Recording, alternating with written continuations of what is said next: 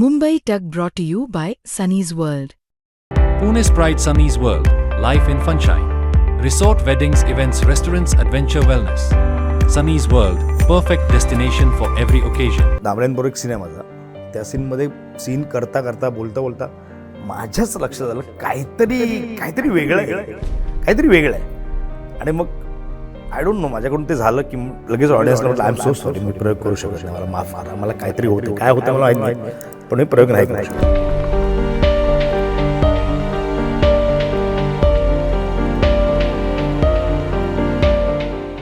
आणि कोथरूडच्या प्रयोगाला स्टेजवर व्हीलचेअर आहे आणि मी बसलो व्हीलचेअरवर, तिकडे मी गेलो, पूर्ण गेलो, म्हणजे मला कळेच ना आता काय होणार. त्यात माझी चिडचिड अशी व्हायची की अरे मला कोणी फोन नाही करत यार, अरे मला कोणी विचारलं. मी देवाचे आभार यासाठी म्हणतो की देवाने सांगितलं की बॉस बहुत भाग रहा है, खूप धावतोयस तू, तुझा स्पीड ना जरा कमी कर. आपल्याला कळत नसतं बरं, आपल्या स्पीडमुळे किंवा आपल्या डाएटमुळे किंवा आपल्या लाईफस्टाईलमुळे प्रत्येकाला हे असं होईल असं काही नसतं. आपण त्यातले एक नशिबान असतो ना की आपल्याला हे झालं म्हणून, पण हे देवानेच केलं आहे. आणि देवानेच सांगितलं की तू खाली जरा थांब, 2 पावलं खाली उतर, तू व्यवस्थित सेट हो, आणि मग मी तुला 4 पावलं वर खेचतो.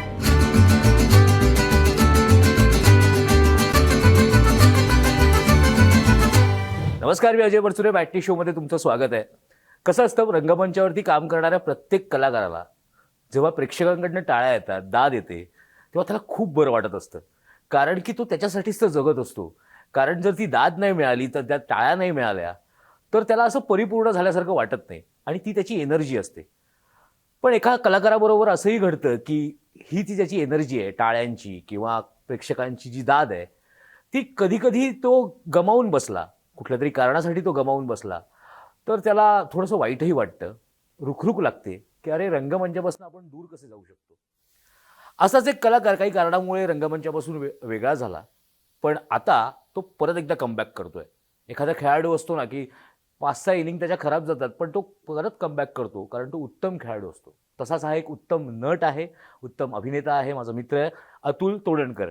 म्हणजे आज आपण असं म्हणायला हरकत नाही, अजय अतुल या मुलाखत क्या बात आहे. आपण घेतोय.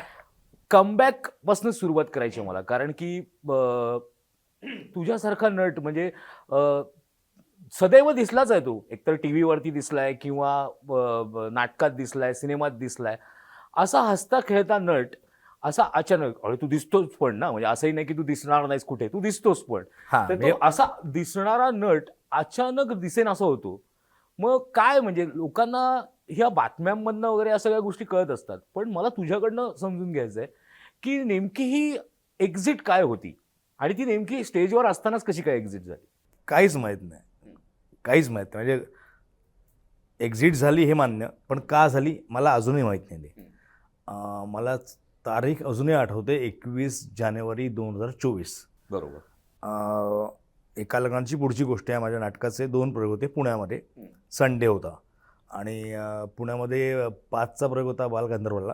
तो प्रयोग आम्ही केला दाणक्यात, दामले वगैरे सगळं मस्त प्रयोग केला. नंतर होता कोथरूडला रात्रीचा प्रयोग. मग दामले, मी आणि कविता आम्ही एकत्र दामलेच्या गाडीने कोथरूडला आलो. आल्या मस्तपैकी नाश्ता झाला, चहा झाला, म्हणजे जे बेसिकली कामं असतात, जी आपली खवईगिरी ती सगळी झाली. मग नंतर मी काय करूया हे सगळं माझं झालं. त्याच्यानंतर अरे गोळ्या घ्यायच्या आहेत, बीपीच्या गोळ्या आहेत ना आपल्या. मग अरे माझ्या पण घ्यायच्या, ओके गोळ्या घेतल्या. झाला, मेकअपला बसलो, कॉस्ट्यूम चेंज केले, आणि आता नाटक सुरू होणार 3rd बेल, आणि मागे येऊन बसलो मी, माझ्या बाजूला दामले, आणि कविताची एंट्री आहे पहिल्या सीनमध्ये, आणि दुसऱ्या सीनमध्ये माझी एंट्री आहे.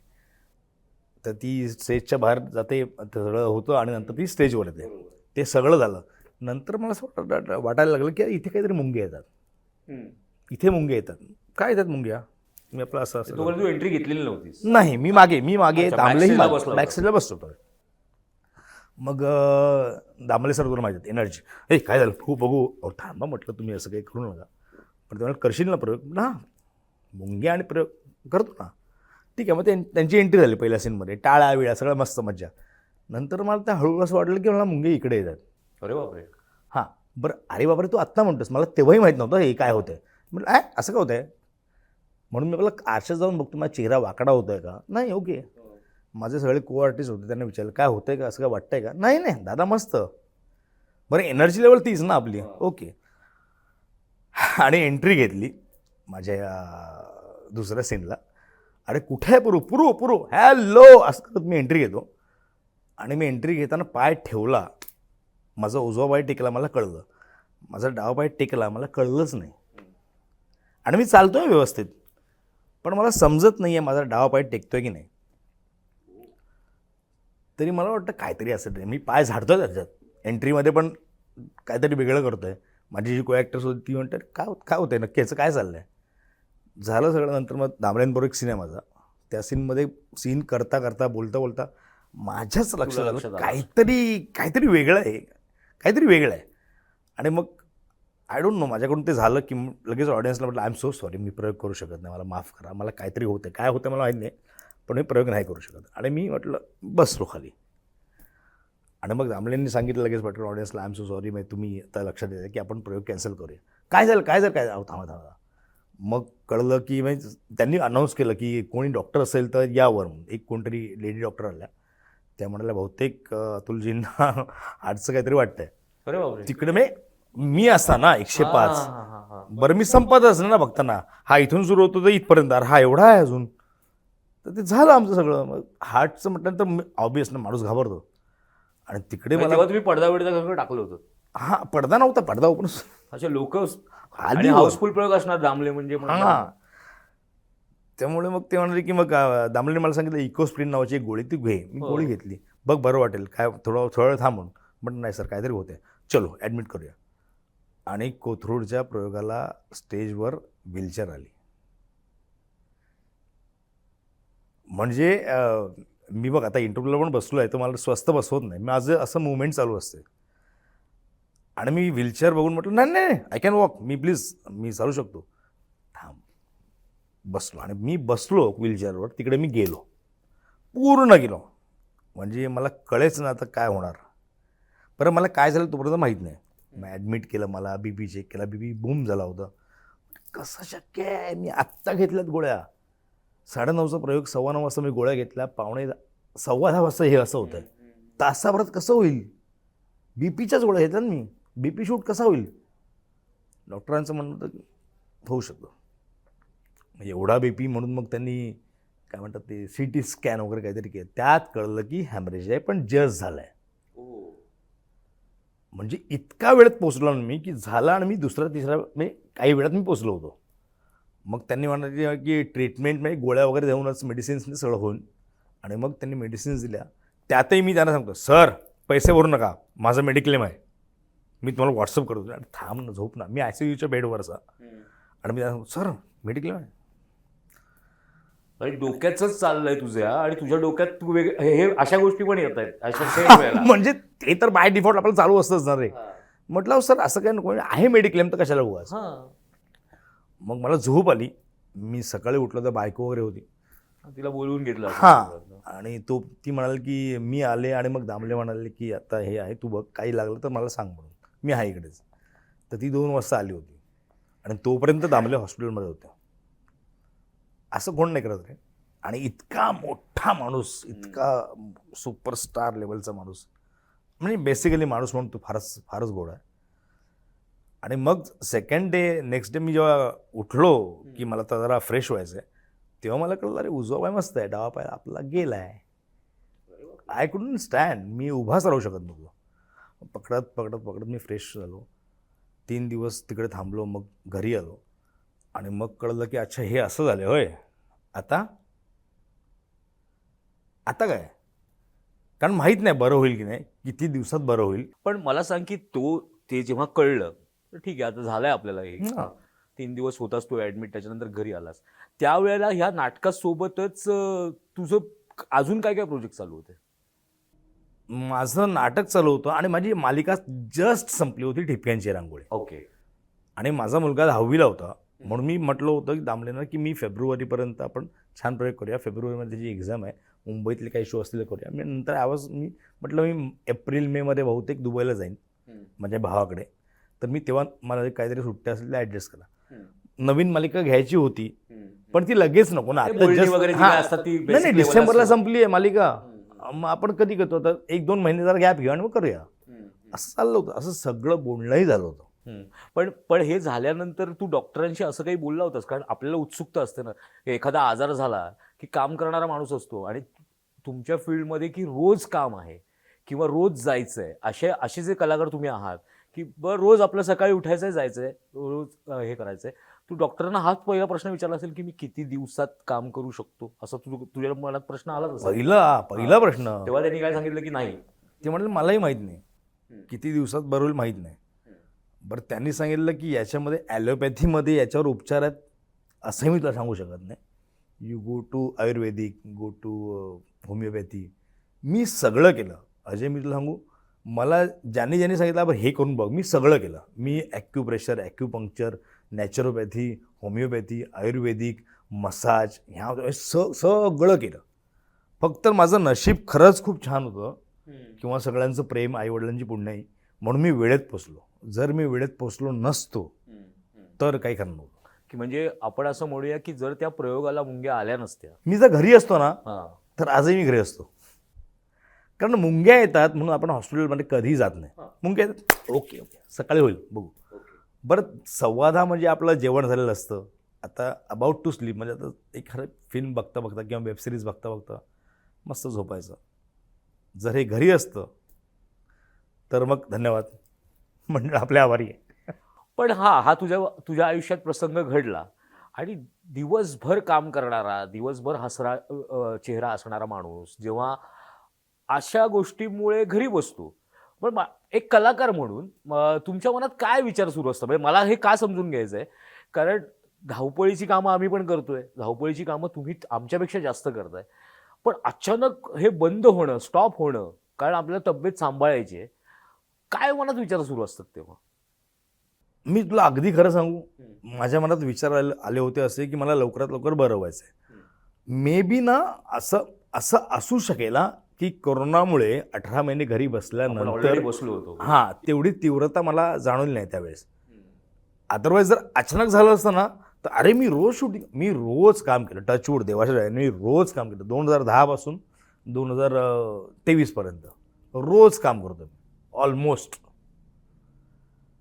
मग असं झालं की मला चालताच येत नाही. मग काय करशील तू शूट नाही करू शकत, तू स्टेजवर काम नाही करू शकत. बरं, मी स्टेजवर नॉर्मल काम करतच नाही, म्हणजे ते पाहिजेच ना, ती मुवमेंट पाहिजे, ती एनर्जी पाहिजे.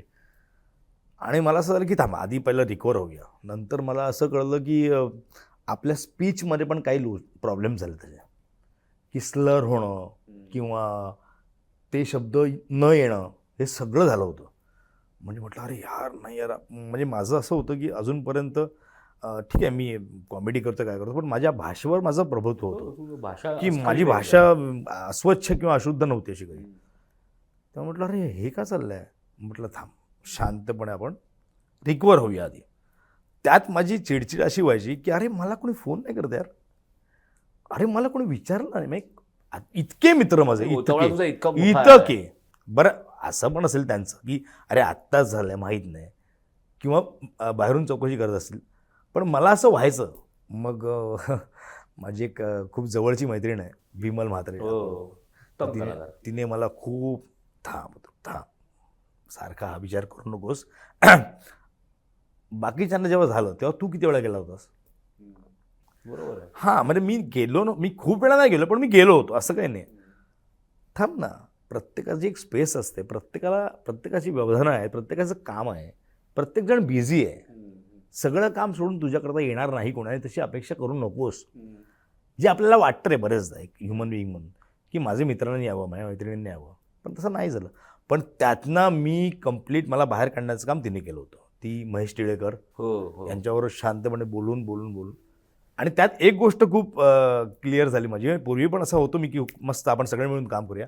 आत्ता मला क्लॅरिटी आली, तुम्ही प्रत्येक वेळेस प्रत्येकाला खुश नाही ठेवू शकत. बरोबर आहे.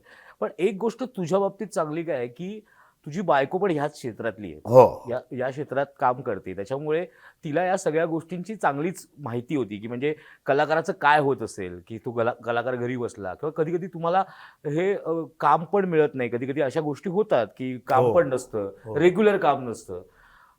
तुमच्यात तर तो संवाद असेलच, एक नवरा बायको म्हणून, पण एक कलाकार म्हणून पण तो संवाद असेल.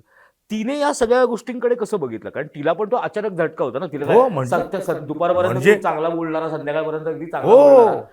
तिने या सगळ्या गोष्टीकडे कसं बघितलं? म्हणजे तू जे बघत असशील तिला, तिने कसं सांभाळून घेतलं या सगळ्या गोष्टीला? आपली आई असते, आपले बाबा असतात, स्ट्रॉंग पिलर आपल्या आयुष्यातले. आणि एक स्ट्रॉंग पिलर असतो बायको.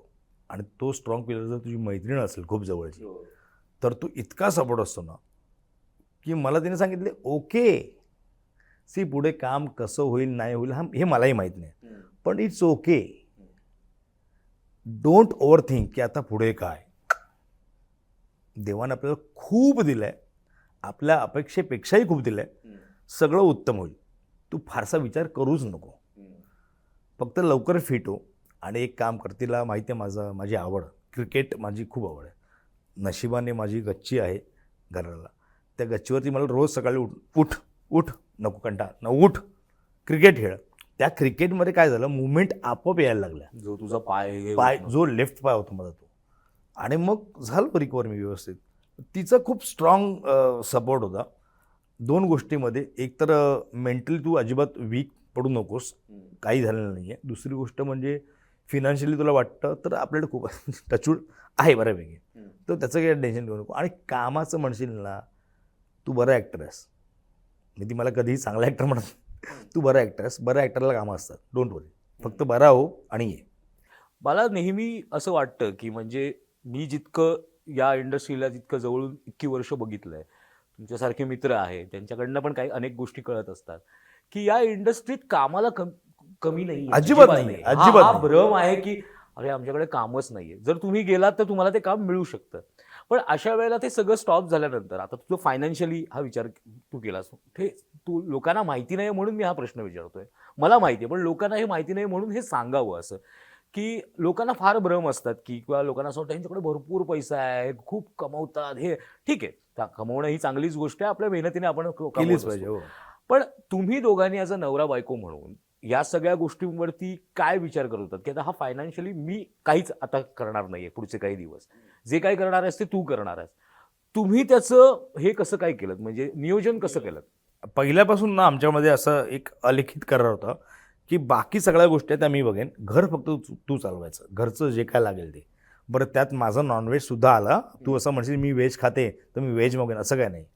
दुसरी गोष्ट ना, हे संस्कार माझ्यावर पूर्वीपासून आईवडिलांनी उत्तम केलेले होते की ऑर्गनाइज्ड राहिलं पाहिजे. अच्छा, तुम्हाला जे मिळतात ना, 10 रुपये मिळाले, 30% तुमची अमाऊंट किंवा 20% तुम्ही पैसे साईडला काढून ठेवा, ज्याचा खूप फरक पडतो. म्हणजे खूप, म्हणजे मी BSTमध्ये 15 वर्ष नोकरी केली. पगारामधली पण काही रक्कम असेल किंवा काही आपले व्यावसायिक जी गणितं असतात की पेमेंट मिळतं, त्यातलंही सगळं काढून ठेव साईडला आणि इन्व्हेस्टमेंट कर. इन्शुरन्स काढला गेला पाहिजे वेळेवर. काय असतं आता, अनफॉर्च्युनेटली ज्यावेळेस मी आलो या फील्डमध्ये 2010 साली, बरेचसे मित्र होते, इन्शुरन्स नाही आहे, मेडिक्लेम नाही आहे. अरे असं कसं, नाही म्हणून मोकळे कसं तुम्ही, काढ ना पटकन. आपण गाड्या घेऊन फिरतो, मुंबईला प्रयोग आहे, समजा पुण्याला प्रयोग आहे, नाशिकला प्रयोग आहे, आपण गाडी घेऊन जातो, काही होऊ शकतं. आपलं ॲक्सिडेंटल इन्शुरन्स पॉलिसी असलीच पाहिजे. बऱ्याच जणांची नव्हतं रे. बरं, मला असं वाटलं की मी का काढतोय, पण नाही, हे बरोबर आहे, हे केलंच पाहिजे. आणि हे सगळं ना ऑर्गनाईज राहण्याचं काम ना माझ्या वडिलांनी माझ्याकडून करून घेतलं होतं. म्हणजे मी इन्व्हेस्टमेंट करतोय गोल्डमध्ये 4,800 5,000 तोळा होतो तेव्हापासून. आपण का प्रत्येक महिन्याला घेत नाही, पण घेऊन ठेव. 2021ला मी जॉबला लागलो, आता माझं वय 50 आहे. ते हळूहळू इट्स अ इन्व्हेस्टमेंट ना. आपण काय ते दागिने बनवत नाही 5 किलो 6 किलोचं वगैरे. जे काय झालं असेल काय, त्याच्यामुळे खूप फरक पडला. कारण काय झालं, आत्ता मी नुकतंच नवीन घर घेतलं होतं, नवीन गाडी वगैरे, त्याचे हप्ते होते माझे. मी आजारी पडल्यानंतर मी एक गोष्ट सेट केली, जेवढं आउटस्टँडिंग आहे पहिलं मिटवून टाक. ओके, म्हणजे प्रत्येक महिन्याला अरे बापरे माझा EMI भरायचा नाही, EMI माझा होता, बऱ्यापैकी होता. कामही उत्तम चालू होतं, त्यामुळे EMIचं काही टेन्शन नव्हतं. पण आता काम बंद पडलं ना, मग तुझं आउटस्टँडिंग आहे, पहिलं साईट क्लिअर करून टाक, म्हणजे तू इथून रिलॅक्स. इथून रिलॅक्स राहण्याची सगळी जी काय माझी आयडिया होती, माझी होती, बायकोची आणि माझ्या वडिलांची, आम्ही सगळ्यांनी मिळून हा डिसिजन घेतला. माझ्या भावानेही मला सांगितलं असं असं आहे, तू कर, ते क्लिअर करून टाक. स्ट्रेस ना तिकडे येतो, अरे बापरे मला पैसे भरायचे आहेत, मला याला हे EMI भरायचं आहे, सारखं पहिलं कट करून टाक ना. आहेत ना, म्हणजे टचवूड तू नाही, मी असं म्हणणार नाही मी कमवलं नाही, मी कमवले ना, मग ते ठेवलेत ना व्यवस्थित, करून टाक क्लिअर. त्यामुळे तो स्ट्रेस मला कधीच नव्हता, कारण मी पहिल्यापासून ऑर्गनाइज लाईफ जगलो आहे. बरोबर. त्यामुळे तसं काय प्रॉब्लेम नव्हता. हा झाला तो फायनान्शियल. पण तुला या आजारपणातनं किंवा या सगळ्या गोष्टीतनं खूप काही शिकायला पण मिळालं असेल ना, कारण काही वेगळे अनुभव पण येतात.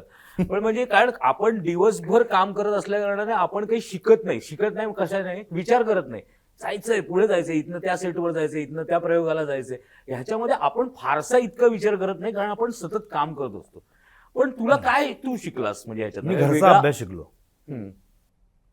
आपण शाळेत होतो, प्रत्येकाला घरचा अभ्यास असायचा. बरोबर. मग तो शाळेतनं शिकून आल्यानंतर आपण घरी जेवण सगळं झालं किंवा आपण घरचा अभ्यास करायचो, रिवाइज करायचो, आणि मग ते जे शिकलो आहे ते नॉलेज म्हणून डोक्यात फिक्स व्हायचं.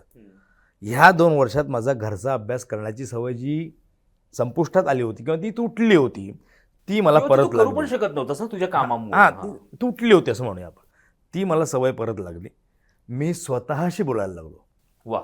खूप वर्षानंतर, खूपच वर्षानंतर, की अतुल अच्छा ओके, काय झालंय हे झालंय, काय करायचं हे करायचं, तुला माहिती पाहिजे, तुला सांगता आलं पाहिजे तुला, हे खूप झालं. आणि घरचा अभ्यास झाल्यामुळे मला असं कळलं की आपण अपेक्षा खूप करतोय. बरं. अपेक्षा करतोय म्हणून त्या अपेक्षा पूर्ण झाल्या नाहीत तर त्याचं दुःख होत आहे. म्हणून तू अपेक्षाच करू नको ना. अल्टिमेटली अगेन आपण खूप बऱ्याच ठिकाणी आपण ऐकतो की तुम्ही तुमच्या गरजा कमी ठेवा. गरजा कमी ठेवा म्हणजे काय? जे शिकवलं लॉकडाऊनने, मी तसा प्रचंड खवया माणूस, लॉकडाऊनमध्ये काही मिळतच नव्हतं. माझ्या घरचं रेशन पाणी जे आहे महिन्याभरचं 10,000 रुपये व्हायचं. मग मी एवढा का खर्च करतोय? मग माझ्या लक्षात आलं की अरे यार, माझा हॉटेलिंगचा खर्च किती आहे, इकडे जा तिकडे जा का करतो मी हे तुला त्या आजारपणात लक्षात आलं? आजारपणात पण लक्षात आलं, अगोदर पण आलं होतं लक्षात. बरं, ते अगोदर कसं लॉकडाऊनमध्ये आलं लक्षात, नंतर हळूहळू हॉटेल उघडली सगळं. मग पहिलं शौर्य म्हणजे माझा मुलगा, तू काय खाय का, तुला काय हवं खायला? पप्पा triple rice. Okay, hello triple. मग बाईकडून अरे आत्ता म्हटलं होतं तसं तू सगळं आलंय म्हणून समजलं. पण नंतर हे फिक्स करून टाकलं माझ्या आजारपणामध्ये की नको करूया, आत्ता आपण थांबूया, somewhere you have to stop. असं पण येतं का रे कधी कधी मनामध्ये की हे यायला हवं होतं, चांगल्या अर्थाने यायला पण हवं होतं, एक शिस्त पण लागली? Yes, definitely. म्हणजे मी देवाचे आभार यासाठी म्हणतो की देवाने सांगितलं की बॉस बहुत भाग आहेत, खूप धावतोयस तू, तुझा स्पीडनं जरा कमी कर. आपल्याला कळत नसतं. बरं, आपल्या स्पीडमुळे किंवा आपल्या डाएटमुळे किंवा आपल्या लाईफस्टाईलमुळे प्रत्येकाला हे असं होईल असं काही नसतं. आपण त्यातले एक नशिबान असतो ना की आपल्याला हे झालं म्हणून. पण देवानेच केलं आहे आणि देवानेच सांगितलं की तू खाली जरा थांब, 2 पावलं खाली उतर, तू व्यवस्थित सेट हो आणि मग मी तुला 4 पावलं वर खेचतो. ते त्यांनीच केलं मला. पण मला सांग की कलाकार म्हणून की हा तुझ्यावर प्रसंग ओढवला म्हणून नाही, पण म्हणजे तू 2010 पासून आत्ता 2024 पर्यंत रेग्युलर काम करणारा माणूस आहेस. तुला म्हणजे रेग्युलर तू गोष्टी करतोयस, रेग्युलर तू कामं करतोय. कलाकाराला इतका स्ट्रेस आहे का रे? की म्हणजे लोकांना असं वाटतं, कारण सोशल मीडियावरती कलाकारांच्या कमेंट्स करणं त्यांच्या सोशल मीडियावरती लोकांना फार सोपं झालंय. लोकांचा दोष नाही, कारण ते आपले मायबाप प्रेक्षक आहेत. पण मुंबईत राहणं, मुंबईत राहून काम करणं, बाहेरचे कलाकार येतात इकडे, पण घर घेणं, गाडी घेणं किंवा जे काही असतं, कलाकाराला खूप स्ट्रेस आहे का रे या सगळ्या गोष्टींचा? स्ट्रेस तुम्ही क्रिएट करता, स्ट्रेस नसतो. स्ट्रेस तुम्ही क्रिएट करता. बघ, मी अगोदर चाळीत राहायचो, 10 खोलीमध्ये राहायचो, तेव्हा मी प्रचंड सुखी होतो. नंतर मी काय केलं, एक छोटी आहे त्याला आपण म्हणतो स्टुडिओ अपार्टमेंट टाईप एक छोटंसं लालबाग मार्केटमध्ये मी घर घेतलं वयाच्या 21व्या वर्षी. I was set. नंतर मी म्हटलं अरे आपण 1 BHK घेऊया. 1 BHK घेतलं, लग्न झालं, आपण 2 BHK घेऊया. 2 BHK घेतलं. नंतर मला असं वाटतं की अरे आमच्या बिल्डिंगमध्ये गच्ची होती, आपल्याला गच्चीवाला फ्लॅट पाहिजे. मुंबईमध्ये टेरेस फ्लॅट आपल्याला घेण्याची म्हणजे नशिबाने मिळाला, ते घेतलं. खर्च मी वाढवला ना, बरोबर. स्ट्रेस मी वाढवला. याच्यावर मला काही मित्रांचं लॉकडाऊनवर आम्ही खूप बोलायचो, काही मित्र आम्ही कॉलेजमधले VJDमधले. एकाने मस्त सांगितलं होतं मला की अतुल मी काय केलं माहिती आहे का, मी 1 BHK to 2 BHK शिफ्टच नाही आलो. मी 1 BHK अजून एक 1 BHK घेतला, अजून एक घेतला, अजून एक घेतला. माझे 4 1 BHK मी घेतले. कारण मी जेव्हा 1 BHK to 2 BHK, 2 BHK to 3 BHK, 3 to 4 असं होतो त्यावेळेस माझी इन्व्हेस्टमेंट डेड असते, कारण त्या ठिकाणी मी राहत असतो. म्हटलं हा रे किती मस्त आहे ना. तो म्हणतो मी दोन 1 BHK माझे आहेत, त्याच्यामध्ये मी आणि माझी मुलं राहतो. 2 1 BHK आहेत ती मी रेंटवर दिले आहेत, कारण त्यातून मला इन्कम येते. म्हटलं अरे यार हे मला नव्हतं माहिती. बरं हा स्ट्रेस आपणच क्रिएट केला ना. प्रत्येक वेळेस प्रत्येकाला असं वाटतं मी चर्चेत राहिलोच पाहिजे, मी चर्चेत नाही राहिलो तर मी खूप मागे पडेन. का, कसे मागे पडाल? बरं मागे पडाल तुम्ही आता पुढे आहात नाही ना, कारण तुमच्या पुढे कोण ना कोणतरी असणारच आहे. आपण पहिले येऊच शकत नाही आहेत, म्हणून पहिले येण्याचा अट्टहास करून असं मला म्हणणंच नाही आहे. पण किती मला माहिती पाहिजे माझ्यामध्ये काय आहे, मला माहिती पाहिजे की माझी ताकद केवढी आहे. पण मग अतुल कलाकारांचं चुकतंय कुठे? कारण की त्यांचं म्हणणं असतं की TV इंडस्ट्रीमध्ये 14 15 तास काम करावं लागतं. जर मी प्रमुख कलाकार आहे तर, किंवा 25 दिवस आम्ही सेटवरच असतो कंटिन्यू. घर माहिती तर घर फक्त यायचं, झोपायचं, आंघोळ करायची, सकाळी उठायचं, निघायचं. त्याचा स्ट्रेस नसला पाहिजे असं मला वाटतं, कारण पण मग कलाकाराचं चुकतंय कुठे? ते तुमचं आवडतं काम आहे, त्याचा स्ट्रेस तुम्ही घेऊच शकत नाही. तुला इकडे काम करताना तुला हे आवडतं ना, मग ह्या कामाचा कंटाळा कसा येईल तुला? कंटाळा नंतर होतो, पॅकअप झाल्यानंतर घरी जातो. त्या तुम्ही गोष्टी वाढवल्यात ना की मग त्रास होतो. तुम्हाला जेव्हा रेस्ट घेतली पाहिजे तेव्हा तुम्ही रेस्ट घ्यायला पाहिजे. तर आराम करण्याची वेळ मिळाली आहे, 2 सीनच्या मध्ये गॅप असतोच. आपण बरेचदा काय करतो, मी टाईमपास करतो, गॉसिपिंग होतात, पत्ते खेळतो, गप्पा टप्पा होतात. झोप ना शांतपणे. तुम्ही तुमची काळजी घेतलीच पाहिजे. तुम्ही सिस्टीमला दोष देऊ शकत नाही, किंवा त्या सिस्टीममध्ये राहून तुम्हाला काम करायचं आहे. पण मग आपली इंडस्ट्री म्हणण्यापेक्षा मुंबईत जे कलाकार काम करतात, मग ते कुठल्याही भाषेत करू देत, मराठीत करू देत, हिंदीत करू देत, किंवा कुठल्या वेगळ्या कुठली भाषेत language, करू देत, कलाकाराला इतका स्ट्रेस आहे का, की म्हणजे मी स्ट्रेस कामाचा नाही म्हणत आहे, की कलाकाराला इतका स्ट्रेस आहे की त्याला हे पण टेन्शन असतं की यार ह्याच्यानंतर नाही काम मिळालं तर तेव्हा हे वाजवून घेऊया. हा आता हे प्रत्येकावर डिपेंड करतं ना अजय. आता मी जर विचार पण त्या केला की मोहापटी तो वाटेल तेवढं काम करत येस, राहतो. आत्ता तू करेक्ट शब्द बोललास. स्ट्रेस आणि मोह.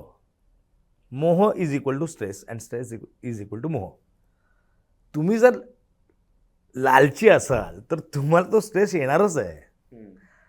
कारण मला हवं आहे, मला हवं आहे, मला हवं आहे असं करताना मध्ये जेव्हा ते येत नाही तेव्हा स्ट्रेस येतो. मला एवढं बस, मला एवढं बस, नाही ओके, तेव्हा स्ट्रेस येत नाही. अनफॉर्च्युनेटली आता सोशल मीडियाचं इतकं कव्हरेज किंवा इतकं तो हवी झालं आपल्या इंडस्ट्रीवर की सकाळी उठून मी एखादी पोस्ट किंवा एखादी स्टोरी टाकली नाही तर मला चैन पडत नाही. माझे फॉलोअर्स किती आहेत, माझं किती लाईक्स वाढले, का बघतोय मी आज किती कलाकारांना सांगितलं की हे पुस्तक मी वाचलं आहे, हे पुस्तक वाच, खूप छान आहे, किंवा अरे हे नाटक बघ, किंवा ही फिल्म आहे ही बघ. आपण नाही डिस्कस करत. बरोबर.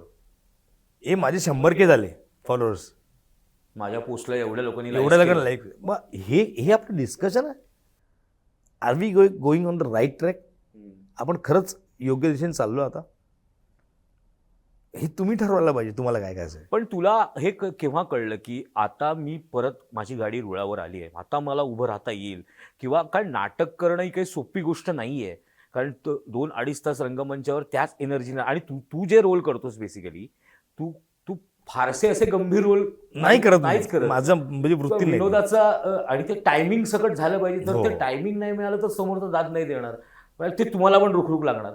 तुला हे कधीपासून जाणवायला लागलं की नाही आता मी ओके, आता मी कोणाशी बोलू शकतो की सांगू शकतो चला मी करतो नाटक वगैरे? हे मला साधारणपणे आफ्टर 3 months मला असं वाटायला लागलं की आता मी ओके. ते जेव्हा घडलं त्यानंतर जानेवारी नंतर मला एप्रिलमध्ये कॉन्फिडन्स आला होता मी करू शकतो.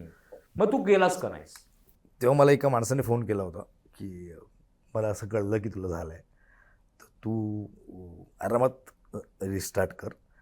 बरेच जण तुला सांगतील की बघ बाबा लोक विसरतात, असं काही होत नाही, चांगल्या ॲक्टरला कामं असतात, डोंट वरी. आरामात तू बरा झालास हे तुला वाटत नाही तोपर्यंत येऊ नकोस.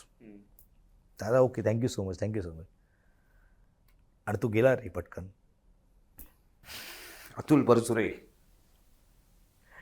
असं नाही होत ना रे, म्हणजे तुला आत्ता सांगितलं रे ने नको असं करूस आणि तोच गेला कंडिशन मधनं चाललाय तोच जातोय. गेला. अरे यार मग म्हटलं नाही आपण सगळं ऑर्गनाईज केलं आहे ना, काही स्ट्रेस नाही ना आपल्याला फिनान्शियली, थांबूया.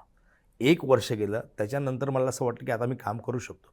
मग काम काय करावं अगेन तुम्ही ना तेवढं चुजी असलं पाहिजे की रिस्टार्ट करताना मला काम काय करायचं आहे.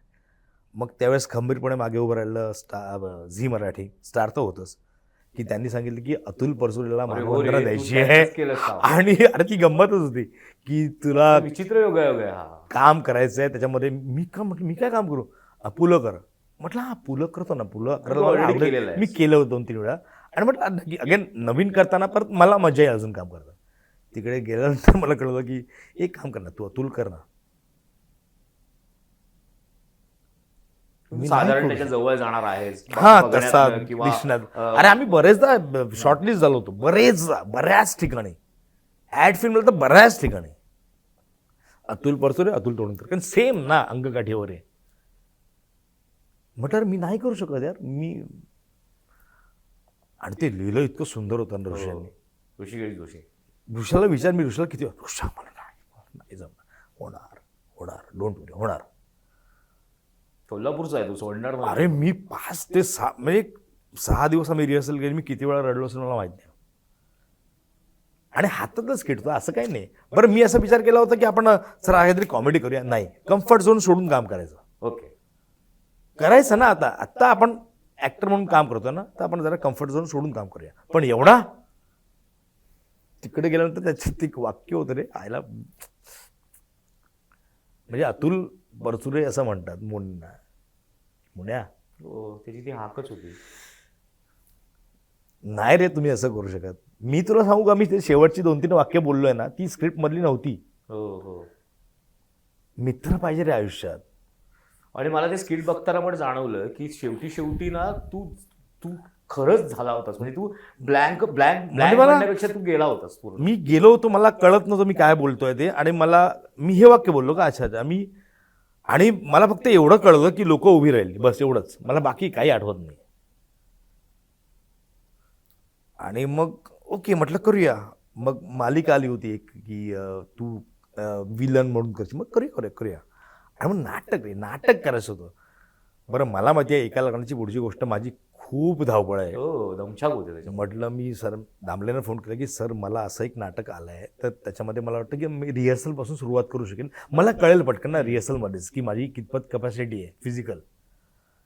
हां असं काही नाही, तुला जेव्हा वाटेल ना तेव्हा तू ये, यू आर मोस्ट वेलकम. अरे एवढा मोठा सपोर्ट असल्यानंतर तुला काय टेन्शनच असतं ना.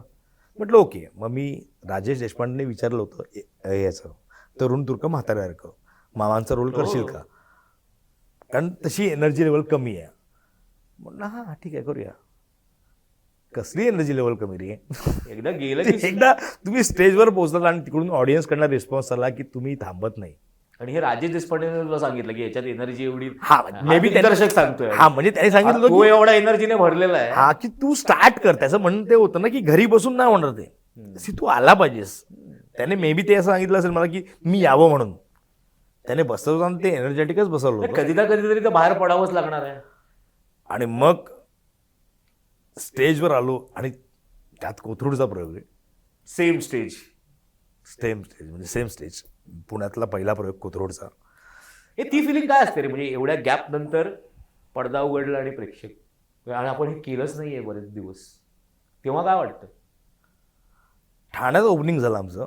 कोथरूडचा किस्सा नंतर सांगतो. ठाण्यात ओपनिंग झालं, ऑडियन्स टाळ्या वाजवतं, लाफ्टर येतं, हे सवय होती. म्हणजे मे बी देवाच्या दयेने ती होत होतं.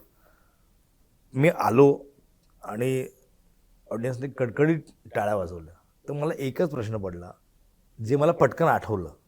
म्हटलं कविता पण असं बोलली होती, अतुल परचुरे पण असं बोलले होते की चांगल्या ॲक्टरला काय काम मिळत राहतं. तर मला असं वाटलं की ही भीती कुठे असते लोकांना आणि का वाटते की आपण दिसत नाही आहे 2 वर्ष, लोक विसरतील आपल्याला. नाही, लोक विसरत, लक्षात ठेवतात.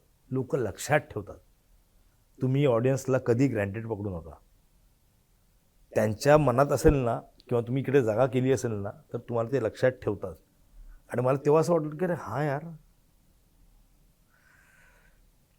काहीतरी जादू आहे स्टेजमध्ये. आणि मग कोथरूडला काय झालं? कोथरूडला माझी डेअरिंगच होईना रे स्टेजवर यायची. ज्या स्टेजवरनं व्हीलचेअरवरनं गेलास तू तिथे परत यायचं आणि परत मी ह्याच पायाने आलो आणि हे मला देवाने आणलं. क्या बात. म्हणजे मी प्रत्येक ठिकाणी जाऊन उभा राहिलो तिकडे की इथे मला मुंग्या यायला लागल्या होत्या, इथे आमचा सेट लागायचा, इथे तो आरसा होता. आठवतं ते सगळं पटकन. म्हणजे ते फिल्मी आहे मला फिल्मी वाटलं होतं पण मला ते आठवलं रे सिरियसली. तूच फील केलंस तर ते तुलाच मला मी म्हणून म्हणतो की मलाही फिल्मी वाटतंय ते. पण मला ते वाटलं असं असं म्हणून. किंवा इथून मी बाहेर पडलो होतो, इथे मला उचललं होतं, इथे मला माझ्या एका लग्नाची पुढची गोष्ट ज्या सगळ्या बॅकस्टेजच्या टीमने व्हीलचेअरवरनं उचलून सरांच्या गाडीमध्ये बसवलं होतं. आणि लोक होती की अरे घाबरू नको, तुला घाबरू नको. म्हणजे जनरली ते आवडतं ना चित्र की ऑडियन्स असं बाहेर आहे, आपण गाडीत ना ओके ओके बाहेर हात वगैरे करतो. हां हे आवडतं आपल्याला चित्र. पण ते मी सांगतोय की नाही मला मी नक्की नक्की मी येणार परत असं मी सांगतोय, हे मला सगळं आठवलं होतं. आणि मग केला प्रयोग, मज्जा आली बस. या सगळ्या तुझ्या म्हणजे बोलण्यात ना एक माणसाचं नाव सारखं येतं, प्रशांत दामले. कारण की मला वाटतं तू एकच नाटक ना हे त्यांच्या बरोबर केलं. हो, एकच नाटक. एक नाटक आणि आयुष्याची 15 वर्ष त्यांना बघून काम केलंय. हां BST मध्ये आलो, प्रशांत दामले होते म्हणून आलो ना. बरं मला हे सांगायचंय की हा माणूस नुसता नट नाहीये, हा माणूस इंजिनियर आहे आणि हा VGTI मध्ये शिकलेला आहे आणि हुशार माणूस आहे. हा ह्याच्या किड्यामुळे तो आलेला आहे या क्षेत्रामध्ये. कारण की त्याच्याकडे उत्तम नोकरी होती आणि पण नाही, ते काय असतं नशिबात लिहिलेलं असतं की नाही तुला इथे नाही तिथे, म्हणजे तुला बेस्टमध्ये नाही, तुला अजून बेस्ट काम करायचं आहे, असं करून तो त्या क्षेत्रात आलेला आहे. ते फुबाई तुम्हाला सगळ्यांनाच माहिती आहे पुढे काय इतिहास घडला तो. पण प्रशांत दामलेवरती की हा प्रशांत दामले व्यक्ती काय आहे रे, म्हणजे लोकांना एवढा इतका आवडतो माणूस हा की म्हणजे नाटकात त्याच्या एंट्रीला आजपर्यंत तरी असं घडलं नसेल की कधी कुठे टाळीच नाही वाजली. नाही कधीच नाही. कडकडीत टाळी. आणि तुझं इतकं जवळून काम केलंय. ह्या सगळ्या मधल्या 2 वर्षांमध्ये 24 पासून जेव्हापासून हे घडलं ते 26 पर्यंत प्रशांत दामलेंनी काय दिलं तुला? म्हणजे काय दिलं म्हणजे म्हणण्यापेक्षा त्यांनी फोन पण करत असतील, ते तुला आधार पण देत असतील, ते तुला 4 गोष्टी पण चांगल्या सांगत असतील, पण हा देवदूत कसा आहे तुझ्यासाठी? एक तर ना ऍक्टर म्हणून तो सगळ्यांचा आवडता कलाकार आहे. त्यांनी मला एक गोष्ट शिकवली होती, खूप अशी बसवून शिकवली होती की ऑडियन्सला कधी ग्रँटेड घ्यायचं नाही किंवा अरे आज ऑडियन्स बरोबर आहे नाही, तुम्ही त्यांना दोष देऊच शकत नाही. तुझं काम आहे ना इमाने बरे कर. म्हणजे 5 जरी बसलेली असतील माणसं तरी पण त्याच पद्धतीने काम करायचं. हो 5 असो 50 असो 1000 असो तेवढं इंटेन्सिटी तीच. बरं मी ना दमायचो रे पहिले काही प्रयोग. मी त्यांना सांगायचो जरा कमी लावा ना एनर्जी, कशाला मी पण म्हणजे तुम्ही माझ्यापेक्षा वयाने आहात पण इतकी अरे काय एवढं नका ना करू, तेवढी एनर्जी पाहिजे ना. त्यामुळे मी प्रत्येक वेळेस बघितलं होतं की ऑडियन्सला असं असायचं अगोदर नाटक बघताना, नाटक चालू झालं अशा थांबल्या असे होतं. हे तुम्हाला करता आलं पाहिजे. का मोठा नट आहे हे याच्यामधनं कळलं. आणि रोजच्या प्रयोगाला रे असं नाही की एकच प्रयोग, रोज प्रयोग. आणि तेच नाटक नाही, अजून तसे 2 प्रकारची वेगळी नाटकं पण नाटकं. बरं वाक्य वेगळी, कॅरेक्टर वेगळी आणि करतोय माणूस. आणि किती वर्ष, 1-2 वर्ष नाही ना, किती 1986 जरी मी नाटक बघितलं होतं त्यांचं ब्रह्मचारी. तेव्हाही ते स्टार होते, आताही स्टार आहेत. आणि दुसरी गोष्ट शिकवली होती की धावपळ करू नकोस, नाटकच कर रे, सिरियल पण करायची, हे पण करायचं, बघा बघा असं मला म्हणायचे. काय नाही होतं काय नाही होत. हो. आणि तुम्हाला जर काळजी वाटते ना तर ती प्रत्येक वेळेस बोलून दाखवायलाच पाहिजे असं काय नाही. तुमच्या कृतीमधनं पण कळते. साताऱ्याला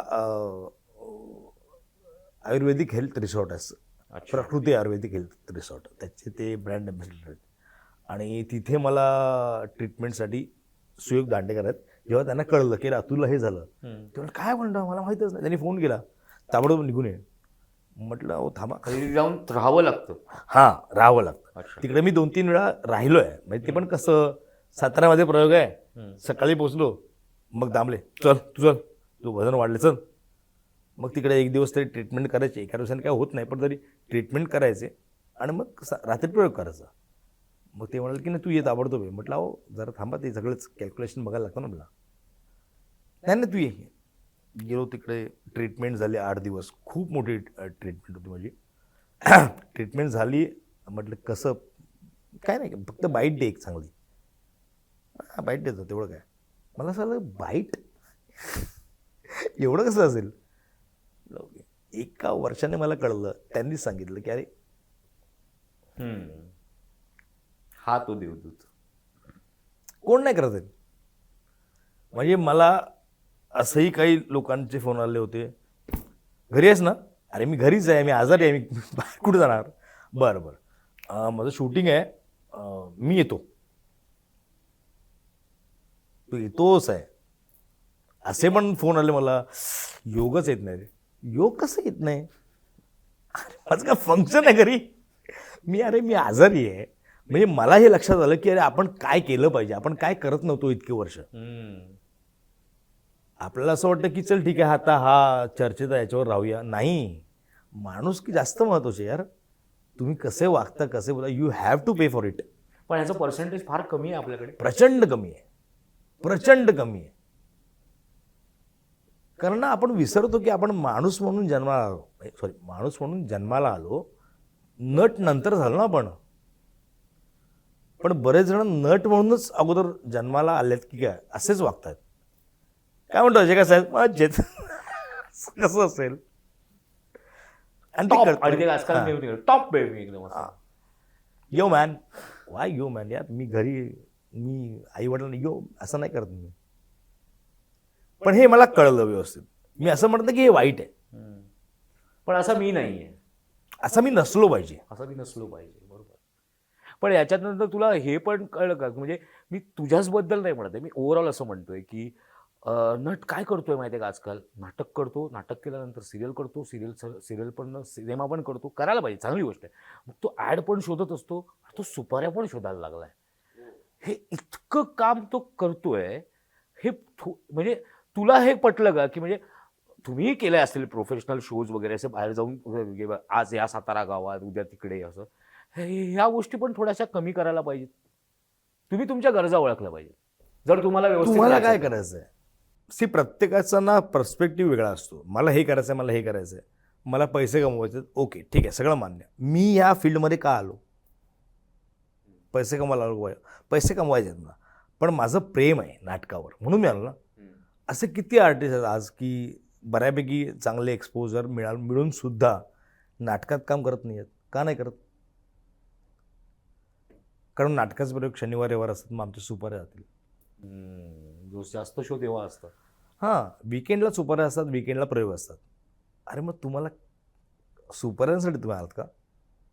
पण ठीक आहे, प्रत्येकाचा विषय आहे. तेच म्हणजे प्रत्येकाने ठरवलं पाहिजे आपल्याला काय करायचं. कारण ना आपल्याकडे ना असं काही एक ना मापदंड नाही आहे. जसं आता कुठलेही, आता मी BST कामाला होतो की तू ही एक्झाम दिलीस की तुझं प्रमोशन होतं. आपल्याकडे क्वालिफिकेशनचं असं काही मार्क नाही आहे कुठे की हे केलं की हा चांगला ॲक्टर, हे केलं की हा वाईट ॲक्टर, असं काही नाही आहे. आणि आजकाल तर असं झालं की उद्या अतुल तोडकरची एखादी वेब सिरीज आली आणि त्याच्यातलं काम लोकांना आवडतं, देशभर सुद्धा गाजू शकतो. हो, कोणाला काय माहिती उद्या काय घडतंय ते. आणि उद्या तू वाईट काम केलंस ना, लोक तेच म्हणा अरे रे खूप वाईट होतं. हे तुम्ही ॲक्सेप्ट केलं पाहिजे. तुम्ही चांगलं ॲक्सेप्ट करता, तुम्ही वाईटही ॲक्सेप्ट केलंच पाहिजे. बरं ना, अपेक्षा प्रत्येकाकडून स्वतःकडून फार वाढल्या आहेत. मला रोज पिक्चरमध्ये यायचं आहे, मला रोज सिरियलमध्ये यायचं आहे, मला रोज नाटकात काम करायचं, मला रोज चर्चेत राहायचं, माझी 2-3 पोस्ट असतील, मला लाईक्स पाहिजे, हे पाहिजे. अरे थांब, घाई करू नको. का एकाच जन्मात किंवा इतक्या कमी स्पॅनमध्ये तुम्हाला सगळं कसं मिळेल. आता मी काय गोष्टींची नावं घेत नाही, पण मला सांग, एंटरटेनमेंट पूर्वी कसं होतं ना, क्वालिटीवर होतं ना. ह्या टाईपचं काम करतो, मला आवडतं. आज मी काहीही बघतोय, काही. आज मी भांडणं पण बघतोय. आज मी घरी बसून भांडणं, काय मस्त भांडतात, हे काय चाललं, कुठल्या लेवलला होतं. म्हणजे कुठे चाललो आपण. फारक्यामध्ये सुविचार वगैरे असं नाही, पण मलाही नाही आवडत बघायला, पण लोक बघतात. खरं आहे, तुझ्याशी बोलून ना खूप पॉझिटिव्ह वाटायला लागलं मला आता हळूहळू. आणि मला शेवटचा प्रश्न हाच विचारायचा आहे तुला या नोटवरती, कारण की तू काय ठरवलंस मग आता की म्हणजे कामं कमी करणार किंवा काय कारण तुला एक वेगळा नवीन जन्म मिळालाय तो खऱ्या अर्थाने हो. देवाने तुला असं परत पाठवलंय. हो. हे आता नाही यायचं म्हणजे मला तुला. टिंग टॉंग येऊ हा, अरे नाही, जा आता- परत. आता नाही, फार गर्दी आहे इकडे, नंतर येतो. पण मग तू हे सगळ्या 1.5-2 वर्षामध्ये विचार केल्यानंतर जेव्हा तू परत आलास, तू आता काय विचार केलास तुझ्याबद्दलचा, या क्षेत्राबद्दलचा, तुझ्या करिअर बद्दलचा तू काय विचार केलास? ज्याच्यात मला मजा येते ना ते करायचं आणि भाराभार नाही करायचं. एक साधी गोष्ट आहे, मला डॉक्टरने तेव्हाही सांगितलं होतं. मी काम सुरू केलं होतं त्यावेळेस माझं वय समजा 25 आहे ना, आता माझं 50 आहे. फिजिकल स्ट्रेंथ वाईज फरक असेल, बरोबर. हे ॲक्सेप्ट केलं पाहिजे. ॲक्सेप्ट करा आणि तुमचे मार्ग निवडा आणि तुमचा चॉईस आणि तुमचं काम करण्याचा वेळ निवडा. क्या बात आहे. तुम्ही म्हणाल मी आत्ताही मला 30 दिवस काम करायचं आहे, कारण त्याला एंड नाही आहे. सी मी हे केलं आणि माझा एंड नाही ना. मला असं वाटतं उलट ना, हे मी नाही केलं यार. जेव्हा मी 2 वर्ष घरी होतो, मी बऱ्याच गोष्टी बघितल्या, यूट्यूबवर काही जुने पिक्चर बघितले. म्हटलं अरे यार काय काम करायचं यार, काय स्क्रिप्ट होतं आणि काय कामं केलेत लोकांनी.